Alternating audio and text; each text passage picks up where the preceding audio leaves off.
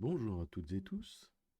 Pour ce premier tutoriel sur ma chaîne, nous allons nous intéresser aux fichiers SVG dans QGIS lorsqu'il s'agit d'en faire des petits logos ou des petits logotypes pour afficher sur notre carto. Et nous allons voir un petit peu comment ça fonctionne et qu'est-ce qu'on peut améliorer, notamment notamment dans la possibilité de les, comment dire, les paramétrer un petit peu en fait, et d'agir sur le code de manière à les rendre un petit peu plus malléables sur QGIS. Alors, premier exercice, ça consiste à démarrer Inkscape. Alors pour le coup, moi j'utilise Inkscape. Il est libre open source, donc ma foi, c'est une bonne solution pour créer du SVG. Euh, donc on ouvre un fichier A4 standard et nous allons dessiner une petite bricole. Hein. On peut faire un petit carré ou un petit rectangle, c'est comme on veut. Allez, on va faire une petite étoile et puis un petit gribouillis comme ça, voilà, clac. On va y mettre un contour, on va changer le contour de celui-là, on va le mettre en noir par exemple. Donc, on enregistre notre petit fichier qui sera notre logo. Alors, comme vous le voyez, j'en ai créé déjà un, je le remplace, hop, voilà. Et puis, comme on ne va pas afficher la totalité de la page sur QGIS pour notre petite pastille ou notre petit logo, nous allons faire, alors, c'est propriété du document, et puis nous allons ajuster la taille au contenu. Voilà, donc comme ça, on fait le contour de notre objet, on a réduit la taille de la page, et puis on enregistre. Voilà pour commencer. Ensuite, nous allons ouvrir un projet QGIS. Alors, j'ai créé un petit projet QGIS, moi. Un petit tuto, là, hein, voilà, clac. J'ai mis mon fond de carto. Donc là, en l'occurrence, comme vous le voyez, moi, je travaille à Lorient, en Bretagne. Donc j'ai été chercher mon petit fond PCRS sur le site de l'IGN, Géoportail. Mon contour de commune sur GeoBretagne, hein, donc on le voit un petit peu ici, là, voilà, c'est très simple, hein, c'est juste, et encore il n'est pas bon d'ailleurs comme contour de commune, mais peu importe, c'est pas très grave. Et puis j'ai créé une petite table en GPKG avec quelques points, comme ça que j'ai situé là, la mairie, le palais des congrès, le stade. Et puis on va appliquer notre petit dessin SVG. Donc on démarre, on double-clique, hein, propriété, on peut passer par là, on peut passer par d'autres chemins pour appliquer les styles. Et puis on va aller sur notre stade là. Vous avez vu que mon symbole est déjà présent. Hop, mon petit stade là, je vais faire quoi? Je vais double-cliquer dessus et je vais aller me chercher mon symbole SVG. Alors que là on retrouve les symboles SVG de QGIS. Et moi, je vais aller chercher mon petit symbole à moi, qui se trouve ici. Voilà. Hop. Tout SVG. Normalement, pas d'aperçu disponible. Ouvrir. Il est là. Alors, on n'y voit pas grand-chose parce que il a une drôle de tête surtout. On peut se mettre en millimètres ou en mettre à l'échelle, peu importe, c'est pas très grave. Et là, si je fais appliquer, eh ben, on voit quasiment que dalle. Voilà, au milieu du terrain, là, c'est pas super, pas super super. Bon, il a reproduit notre dessin. Donc là, pour le coup, il faudrait l'agrandir fortement. Pardon. Il faudrait l'agrandir fortement pour qu'on y puisse distinguer quelque chose, n'est-ce pas? Là, je suis en largeur. Encore, ça ne grandit pas beaucoup. Est-ce qu'en millimètres, on y voit mieux? Millimètre, il va l'agrandir encore plus, je pense. c'est pas de ouf, c'est pas complètement fou, mais bon. Donc là, ce qu'on constate aussi, hein, c'est que quand on est en millimètres, le logo change avec l'échelle. Mais si on le met en mètres, eh ben, il se fige. On peut mettre à l'échelle, d'ailleurs, on peut le mettre comme ça. Mais il fait des trucs bizarres quand même, hein. Que là, ça fait des trucs un peu surprenants. Ici, il m'a décalé le point, ce que je trouve surprenant quand même aussi. Mais bon, admettons, c'est pas très grave. Pour l'exemple, voilà. Donc là, par contre, dans ce cadre-là, il change pas. 19 mètres, ça serait ça. On va regarder. Tant qu'à faire, tant qu'à être là. Regardez sans détail. Ouais, mettre à l'échelle 20 mètres. Mètres.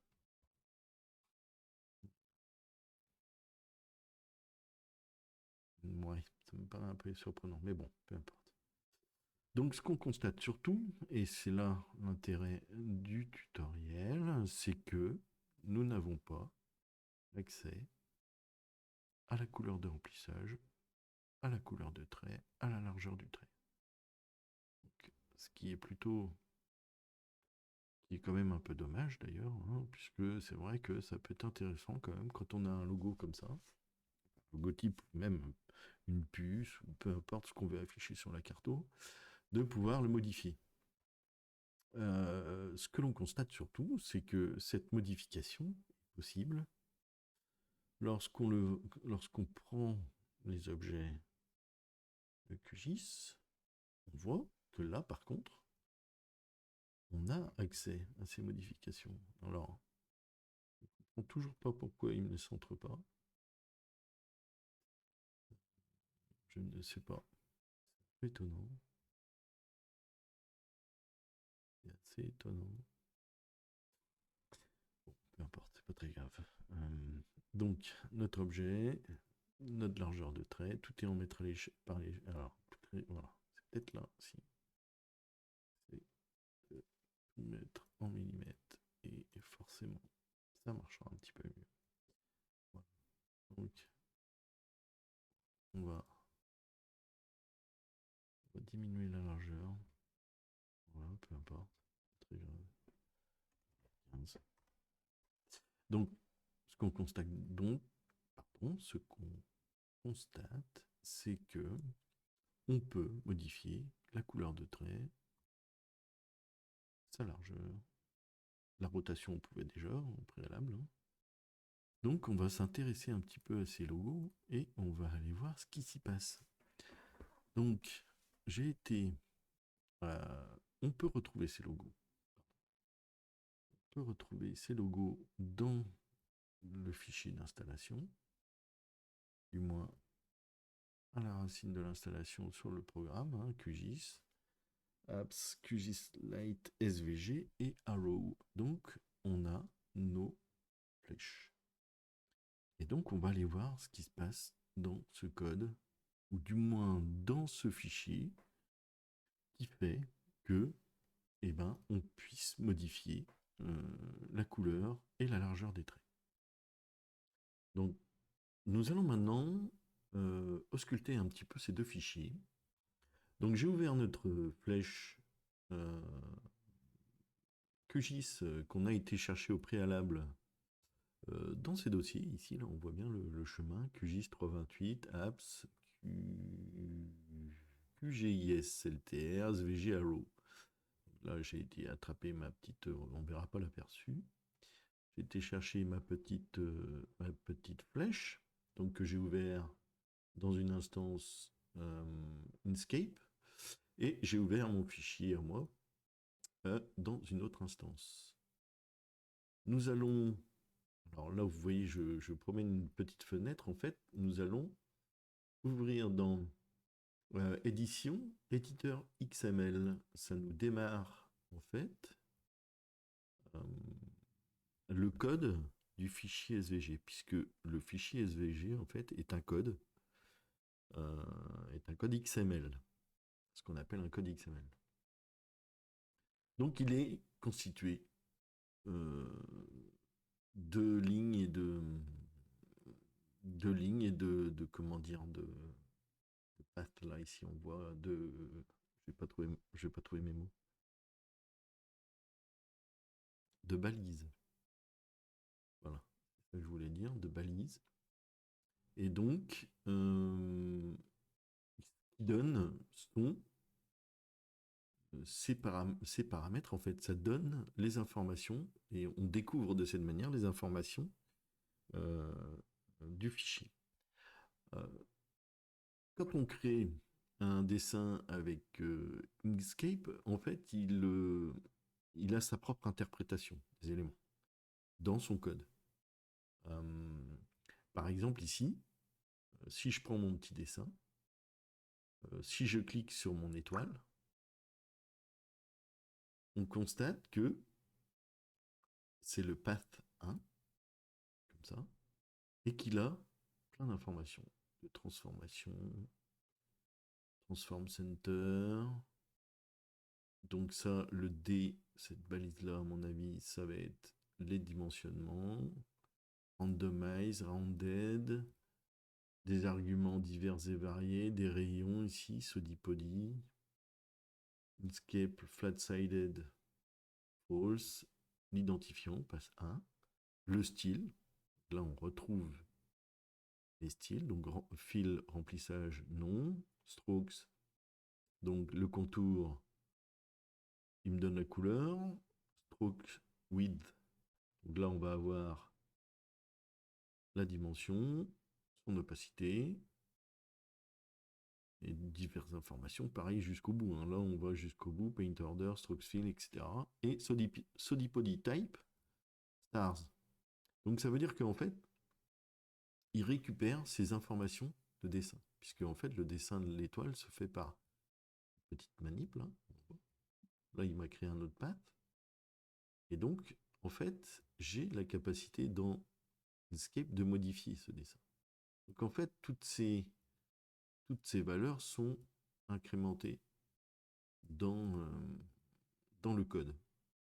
Alors après, on peut se décider, on peut se poser la question, est-ce qu'il faut que je les garde ou pas une fois que j'ai créé mon petit logotype ou mon petit figuré? Non. Puisque, on va voir tout de suite, c'est que quand dans Inkscape, on crée directement un chemin, c'est-à-dire qu'on transforme l'objet en chemin, donc on retrouve bien l'idée de path, et donc, quand on fait objet en chemin, ben, on a simplifié toutes les informations qui étaient liées au, dire, à l'objet étoile, en fait. Parce que si je recrée mon étoile, hop, tout se réapparaît. Et si je reprends mon étoile de début, et ben effectivement, il reste que transformation du center. Et voilà. Alors là, potentiellement, est-ce que si on va faire quelque chose, tiens, on va s'amuser un petit peu. Je supprime ça. Ici, si je supprime ça dans le code, qu'est-ce que ça fait? Rien. Donc là, il me fait un transform et un translate. Si je fais ça, il déplace mon étoile où je l'ai faite à l'origine. Si je décale de nouveau, là, qu'est-ce qui s'est passé? Je ne sais pas si vous l'avez vu, mais en fait, c'est dans le code ici, de construction de l'étoile, que ça a changé. Ici, on voit là, hop, le code change. Donc là, on a simplifié quelque peu quand même. Dans la balise path, en tout cas pour ce qui est de l'étoile, on a simplifié ce schéma-là. Alors, idem pour le rectangle, en fait. Le rectangle, il a pris sa hauteur. Si je prends, si je crée un autre rectangle, peu importe. Alors là, on est sur quelque chose de très simple aussi.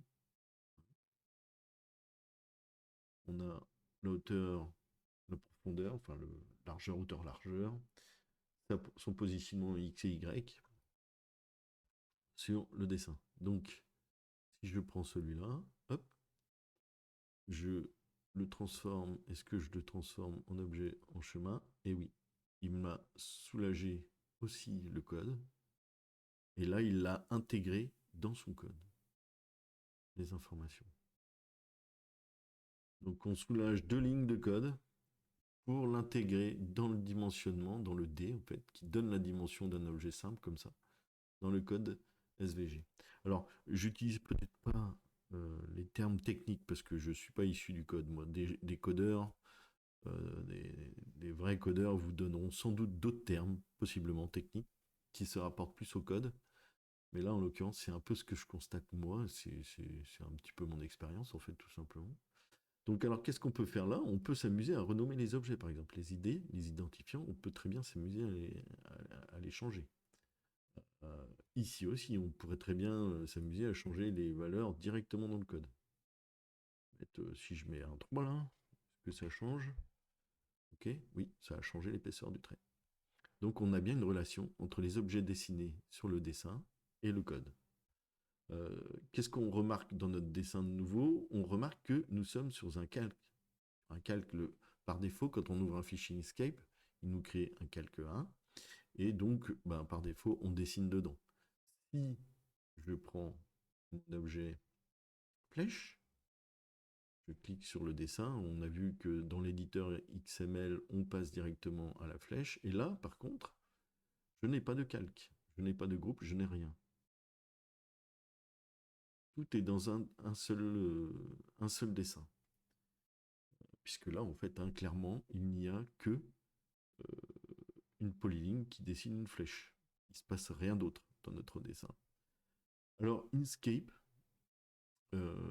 quelque chose qu'il faut constater quand même, c'est pour ça que si vous l'ouvrez, franchement, si vous devez modifier ce type de logo ou si vous devez créer des logos, il faudra quand même penser. Moi, c'est ce que j'ai fait pour diverses raisons, mais euh, j'ai simplifié le code parce que, en fait, si vous l'enregistrez comme ça, alors déjà, quand on est dans Inkscape, si on doit l'enregistrer, on l'enregistrera en. Quand on fait un enregistré sous, on fera bien attention de l'enregistrer, en fait, non pas en SVG Inkscape, mais en SVG simple. Ce qui va déjà faire disparaître une partie des codes que Inkscape attribue par défaut à son fichier, puisqu'il va rentrer des codes par défaut. C'est ce qui se passe ici, dans la flèche, que la flèche, elle, à l'origine, n'a pas ces lignes-là. Le SVG ID SVG1, le def DEFS ID DEFS1, Sodipoti, NameView, etc., etc., tout ça n'existe pas dans le code. Alors pour vous le montrer, j'ai ouvert cette flèche dans, euh, dans Notepad++, dans le code, et on voit que, effectivement, je n'ai pas dans le code, on va se l'indenter un petit peu. D'ailleurs, le viewbox, là, il est mis je sais pas où. Donc là, on a le premier SVG. Dans la balise SVG, on a différentes informations. Ensuite, on a le path. Hop. Et puis dans le path, on a le dimensionnement, le fields et les différentes informations de remplissage de l'objet. Mais nous n'avons pas de code d'identifiant dans le fichier d'origine. Or, là, on constate que, par défaut, Inkscape va nous en rajouter. Qui est quand même relativement ennuyeux, je trouve. Puisqu'il nous rajoute des choses qu'on n'a pas forcément besoin pour l'interprétation du fichier. Donc après, il pourra se faire le choix de où je fais une première étape de dessin dans Inkscape. Je fais ce que j'ai à faire. Je l'ai fait aux bons endroits, sans calque, sans rien. Et je viens modifier mon dessin dans le Notepad. Ou alors je le laisse comme ça, parce que ça fonctionne malgré tout, hein, dans QGIS, ça fonctionnera quand même, il n'y a pas de souci avec ça. Euh, mais on charge un petit peu, je trouve, le code pour des raisons, somme toute logicielles, et qui n'ont pas de vraie raison d'être, en fait. Par exemple, ici, par défaut, moi, j'aurais tendance à prendre mes objets, je les coupe, hein. J'enlève, on va venir, c'est pas ça que je veux faire, hop là, j'enlève, on va calquer objet, là, notre calque, je supprime le calque, hop, tac, je supprime le calque, et je fais un coller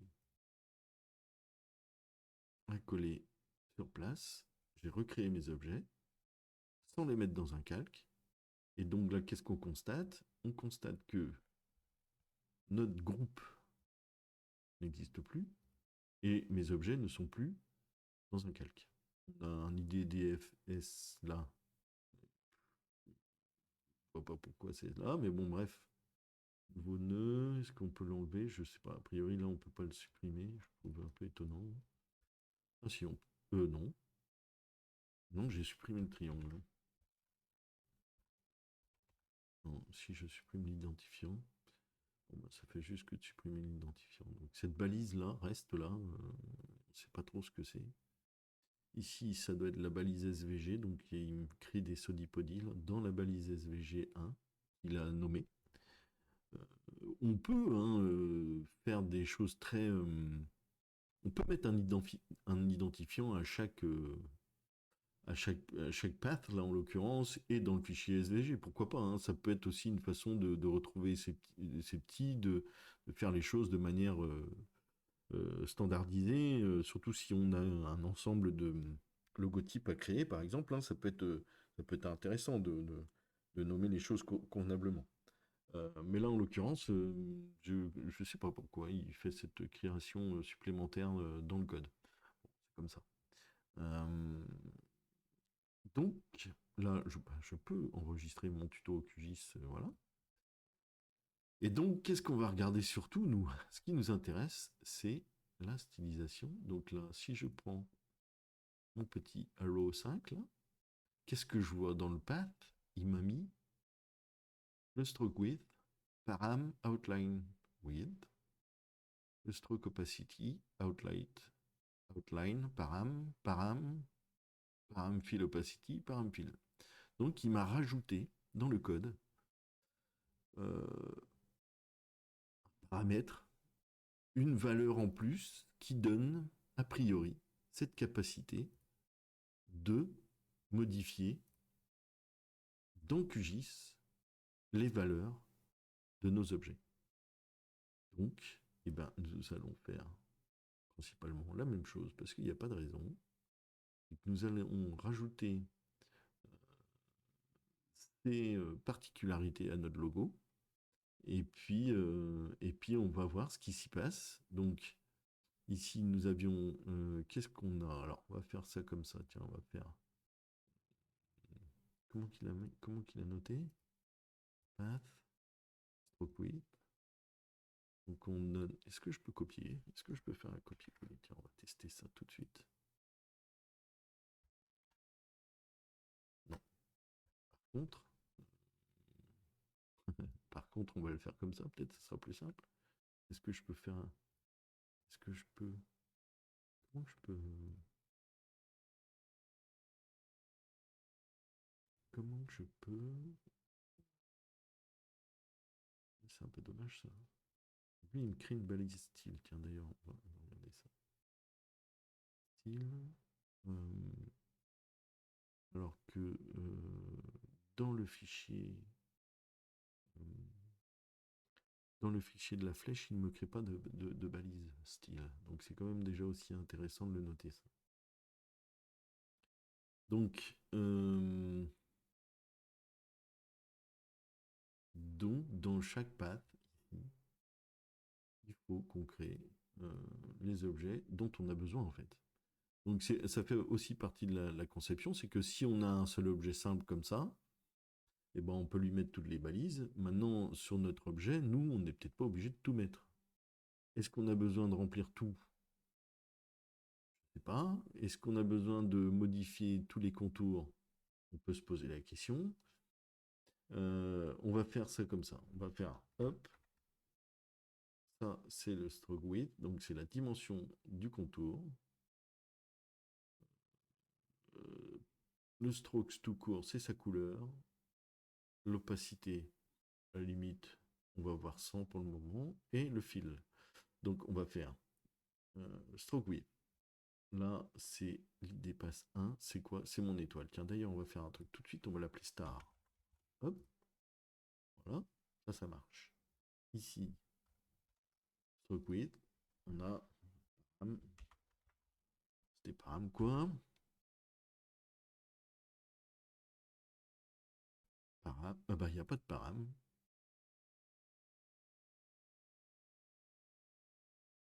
C'est marrant ça. Bon, faisons-le, on va voir. Stars, hop, param, et là, on lui met 1, 1. On avait mis ici, et j'enlève le style, ça fait quoi? Ah, alors il me l'a rempli par défaut. Prenons par un fil, on va créer, on peut le créer directement en fil, c'est pas non plus, hop, par un fil, est-ce qu'il va me le prendre? A priori, c'est surtout ça qu'il faut, ce qui me semblait, hop, fil, hop, par un fil. Ok. Ensuite, ici, moi, je veux quand même mettre de l'épaisseur à mon contour. Donc ici, hop, pardon. Ici, ça va être stroke. Court. Ok. Et là, tac. Ok. Donc ça, c'est fait. On va faire quelque chose, c'est qu'on va les tester tout de suite. Donc on se rappelle, je supprime ça, je supprime ma flèche. On a donc modifié l'étoile. Voyons voir ce que ça fait ça. Est-ce que ça fait quelque chose? Donc on démarre notre QGIS. Donc notre QGIS, on a démarré notre QGIS. Donc là, on va aller de nouveau changer, mettre à la place de notre stade notre petit logo qui va se trouver quelque part pas là. Qui doit être, on va aller le chercher de nouveau. Du coup, on va aller le chercher de nouveau. Donc c'est ici que ça se passe. Weblog, clac clac. Tuto. Ouais, c'est ça. Ouvrir. Ah bah oui, donc il a conservé notre étoile et il a conservé le contour. Donc là, nous avons bien donné la possibilité, mais qu'à l'étoile, de changer de couleur. Non? Oui, c'est ça. Zut. Les manip. Donc là, si on regarde bien, ok, notre trait, on peut le changer aussi. Qu'on le verrait bleu. Ouais. Donc il a bien changé aussi de couleur. Par contre, la largeur de trait ne change pas. Je ne peux pas la modifier. Donc, si je fais OK, appliquer, donc on a bien. Alors on va se mettre en. Toujours cette histoire de. En fait, je pense que le mettre à l'échelle, en fait, il prend la valeur donc de l'échelle ici, et puis il conserve la dimension en fait. Du coup, les unités, quand on les modifie là, de cet ordre-là, en fait, ils restent figés. Donc là, on voit bien qu'on a mis notre contour en bleu, mais que nous ne pouvons pas le modifier. Hop, ici on voit qu'on ne peut pas modifier la largeur de trait. Et il n'y a que ça qui bouge dans le logo. Donc ça veut dire quoi? Ça veut dire qu'on pourrait imaginer que notre petit logotype là, on lui donne que la possibilité d'être modifiable que sur un objet, par exemple. Ça pourrait très bien être ça. Ça pourrait être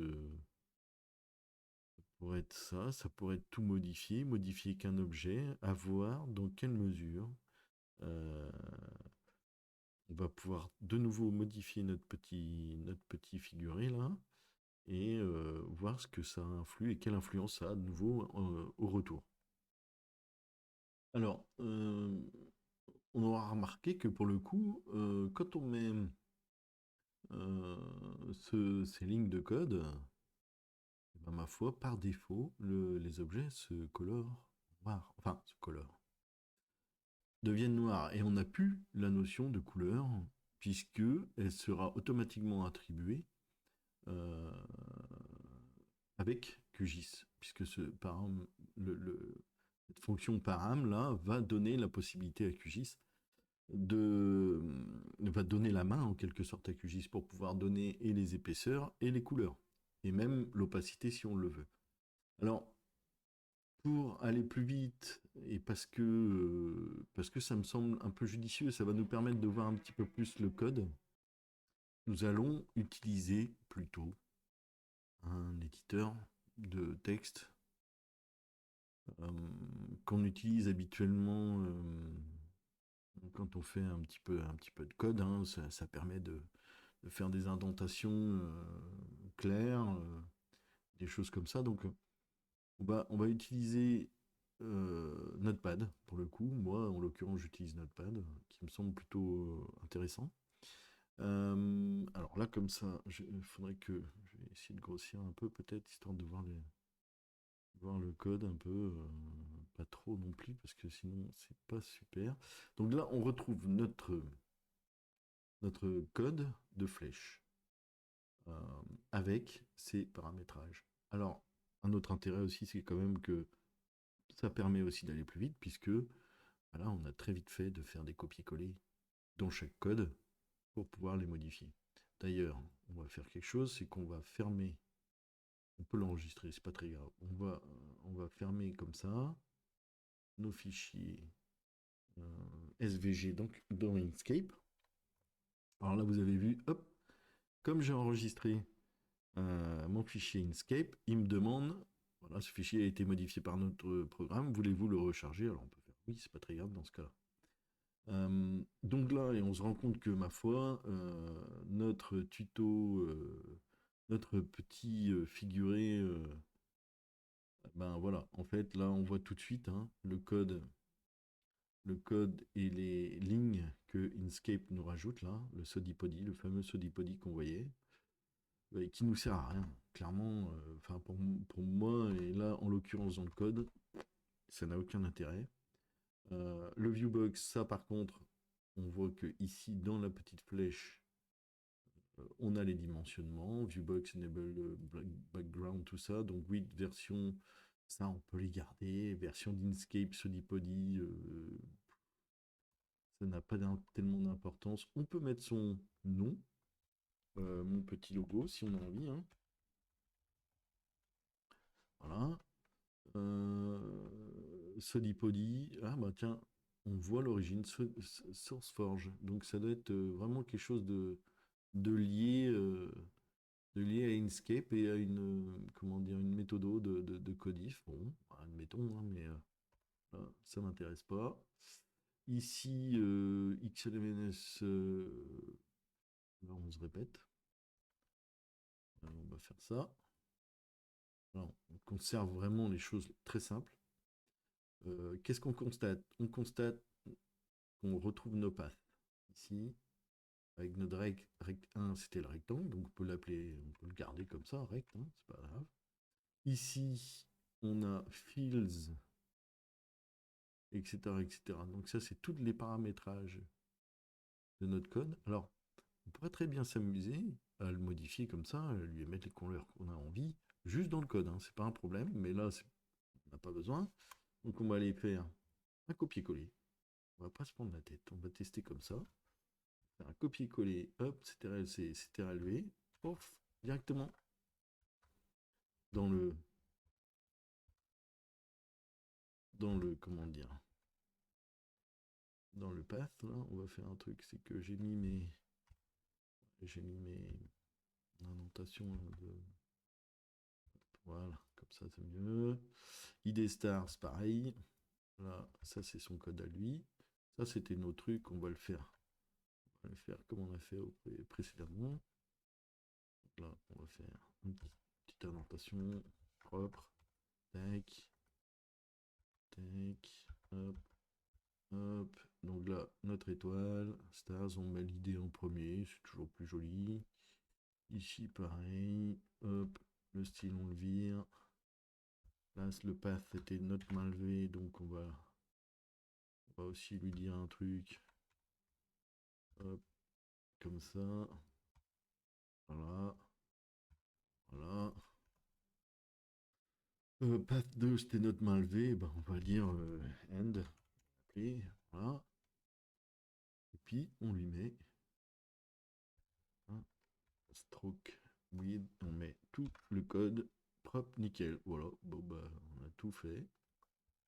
Voilà, ça, on peut l'enlever aussi. XML, la version XML, on n'est presque pas obligé de le mettre, mais bon, mettons-le.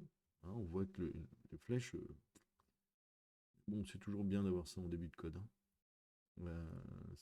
Vous le verriez aussi bien pour du HTML ou autre chose. Normalement, on voit les versionnings de code. Donc, on enregistre.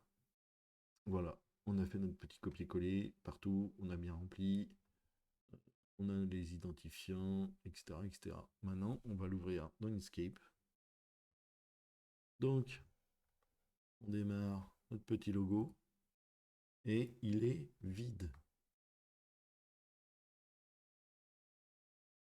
Alors, qu'est-ce qui s'est passé entre-temps? On va faire autre chose. C'est que on va démarrer notre QGIS. Donc, on démarre QGIS. Parce que là, on a quand même un problème, on ne le voit pas. On ouvre notre projet. Et là, toujours rien. Et on voit rien du tout. Alors pourquoi? Qu'est-ce qui a été mal fait?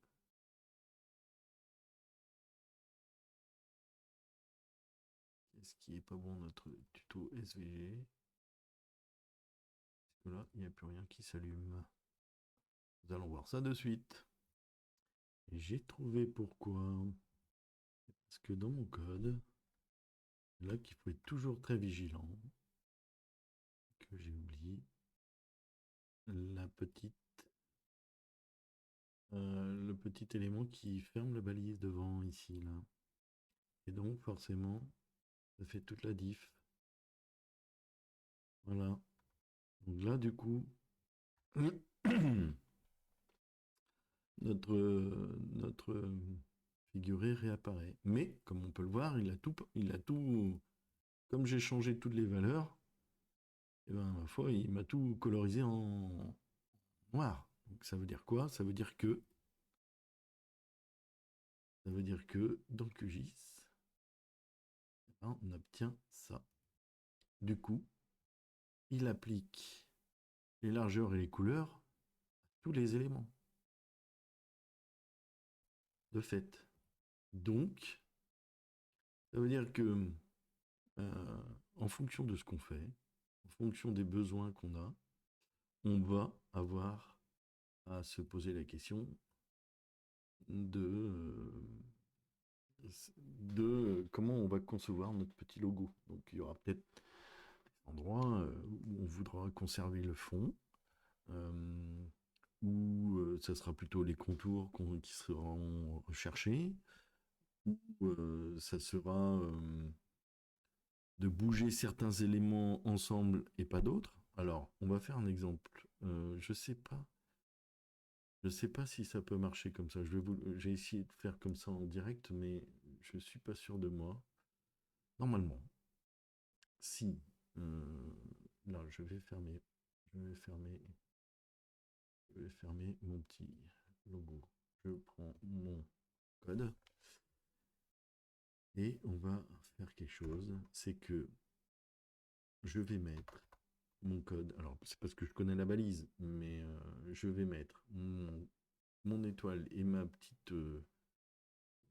truc à main levée là. je vais les mettre dans un groupe.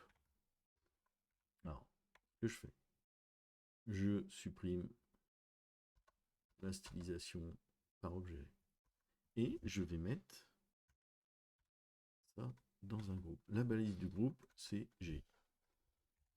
Donc je mets ça dans un groupe. Hop, je ferme ma balise. Ici.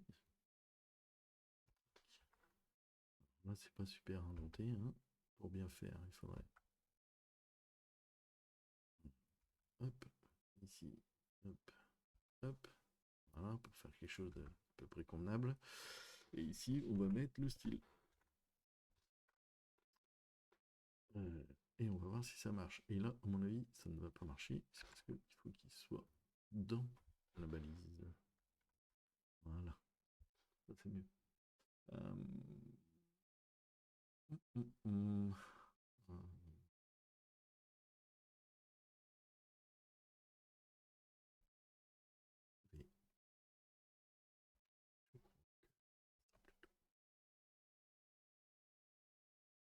V.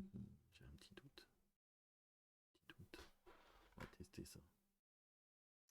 Ça paraît. Mon groupe. Qu'est-ce que j'ai là? Que ça ne soit pas bon. Bon, on va tester, c'est pas grave. Qu'est-ce qu'on a? Normalement, il doit le mettre à jour, dans la foulée. On va pas mettre de remplissage, on va mettre du contour pour voir précisément ce qui se passe et qu'est-ce qui s'y passe. Et là, il se passe pas grand-chose puisque c'est... Ah si, bon, il a pris... Alors maintenant, est-ce que... Taille. Ok. Est-ce que dans le symbole, mettre à l'échelle, ouais, bon, admettons 0,2, ça fait quoi? Ouais, c'est l'ensemble qui bouge, non? Le contour n'a pas l'air de bouger. Si je l'ouvre dans Inkscape, ça fait quoi? Ça fait que j'ai un groupe là. Donc là, il a bien pris en compte mon groupe, donc il a compris ce que je lui ai demandé. Mon rectangle est là. Et il a bien pris en compte mon groupe. Sauf que ben, finalement, en fait, je pense que c'est pour ça qu'on ne voit rien. C'est que dans, dans QGIS, et ben, ma foi, il change les deux en même temps, ce qui est plutôt logique puisqu'il a la même instruction. Donc, par contre, ce qu'on va faire, c'est qu'on va figer dans le code, on va figer le fond. Voilà, ici. On va lui dire qu'on veut les contours. Par contre, là, ce qu'on va faire, c'est qu'on va mettre du style. On va mettre une balise style. Voilà. Avec un fields. Si ma mémoire est bonne. Un fields. Ou pas 0.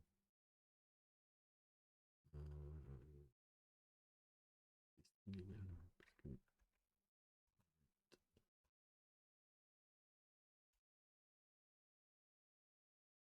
mettre un rouge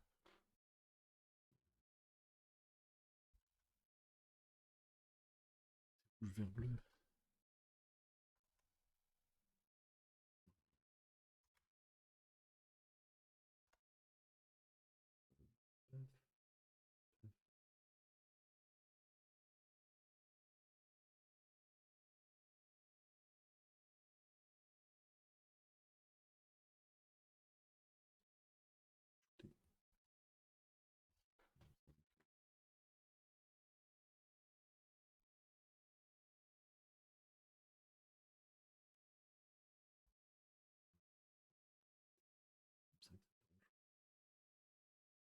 Mais il me semble que c'est comme ça. On va vérifier. On ferme ça de nouveau. Le tuto est toujours noir.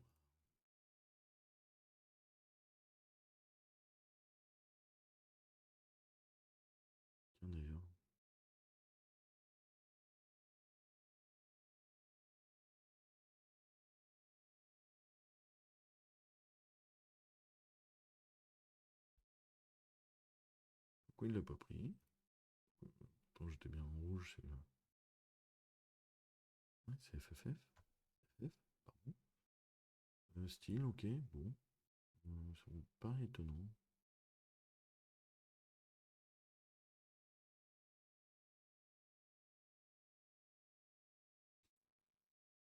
Ouais.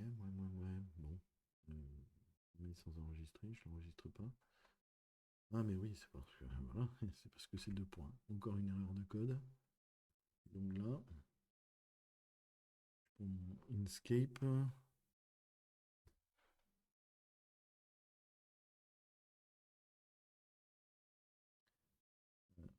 Donc effectivement, ça a marché. Si je prends Inkscape de nouveau.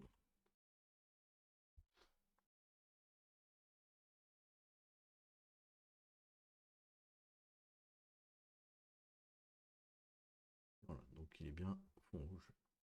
Donc ce qui veut dire que on peut, euh, dans la conception, figer le fond et n'avoir que les objets du devant qu'on viendra modifier. On peut très bien s'amuser, du coup, à y mettre. On a un peu envie, couleur de trait, blanc, hop, ok, et voilà. Donc on peut obtenir des choses assez sympathiques. À voir après. Donc voilà, nous avons vu en détail un peu comment on pouvait créer un petit logotype, un petit figuré sympa hein, qu'on peut modifier et que maintenant on peut styliser avec QGIS. Alors il faut réfléchir un petit peu à son logo et à sa conception peut-être, hein, en fonction de ce qu'on fait. Là j'ai fait quelque chose un petit peu, comment dire, un petit peu, pas à l'arrache, mais un petit peu exagéré sans doute, hein, évidemment, c'est le genre de logo qu'on mettrait pas, encore que sur des types de logos un peu plus, spécialisés comme des objets de topographie, par exemple, hein, on peut avoir des choses assez avancées. Je ferai sans doute une autre vidéo à ce sujet-là, d'ailleurs. Donc, en attendant, je vous invite à partagez, likez, mettez un petit pouce bleu, vous abonnez à ma chaîne si vous le voulez. N'hésitez pas à regarder dans la description aussi, j'y aurais mis quelques liens. Et puis, n'hésitez pas non plus à aller faire un petit tour sur ma petite boutique Tseb, là, Tseb, j'y fais quelques créations graphiques pour le plaisir. Voilà. Bonne fin de journée à vous et à bientôt.